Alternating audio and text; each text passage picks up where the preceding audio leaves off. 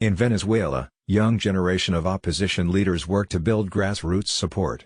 Caracas, Venezuela, Roberto Patino, a rising star in Venezuela's unraveling opposition movement, pushes through a crowd of children clutching spoons and waiting to eat. The 30-year-old organizes a crew that hands out hundreds of meals each day in slums throughout the capital. It's the only solid nourishment of the day for many of the children in La Vega neighborhood of western Caracas.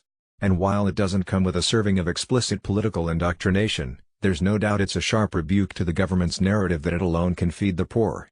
"We've found fertile ground in these slums," Patino said of the lunches financed by Venezuelan donors at home and abroad, for the message of change and creating a new Venezuela. As President Nicolás Maduro cracks down on opponents amid an unprecedented economic crisis, desperation has driven some critics, especially those in exile, to openly support violent shortcuts to removing him from power.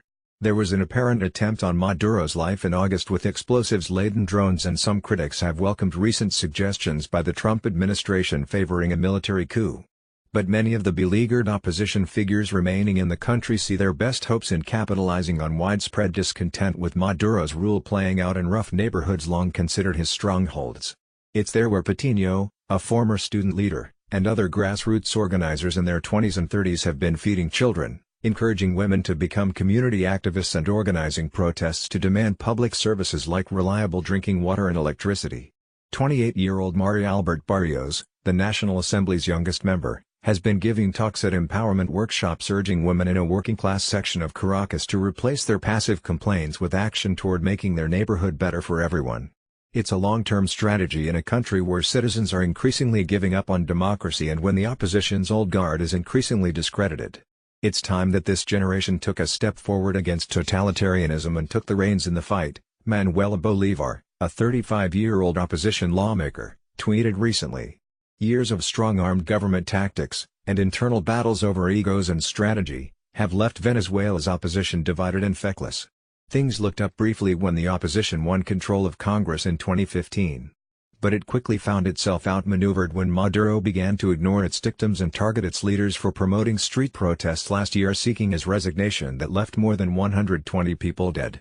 Things took a turn for the worse this year with the breakdown of negotiations between Maduro's government and the opposition aimed at laying the groundwork for fair elections. Maduro barred many top critics from the ballot in May presidential elections, leaving the opposition divided over whether to boycott the vote. Amid widespread allegations of vote rigging, Maduro easily won re-election despite polls showing overwhelming unpopularity. The failures helped turn sentiment against the opposition's traditional leaders.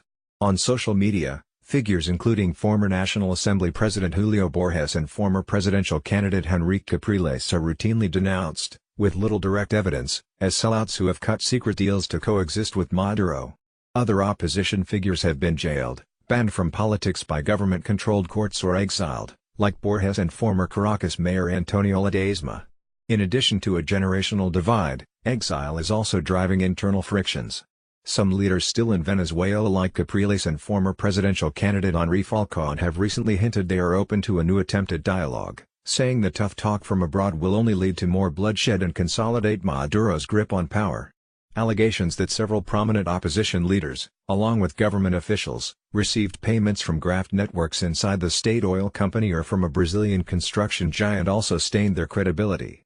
Venezuela needs absolutely different leadership, said Luis Vicente León, head of the Caracas-based polling firm Data Analysis, citing polling that shows the opposition is just as unpopular as Maduro. "I'm not sure if that means young. It means fresh, which is different." Among the young is Miguel Pizarro, a 30-year-old with shaggy black hair and heavily tattooed arms who was elected to the National Assembly at age 21. He recently brought local TV cameras to the sprawling slum of Petare to call attention to crumbling and abandoned government apartment buildings that house hundreds but have been condemned as unsafe. Like Patino, he's focused on bread and butter issues rather than confrontations in the streets. "The challenge for political leaders is to win back the right to listen to the country," Pizarro said. "This has been lost because we haven't been fighting for and talking about what the majority of people need."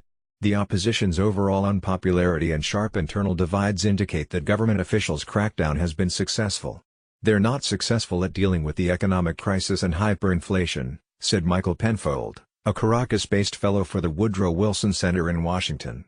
"But they are quite good at playing the divisive game with the opposition."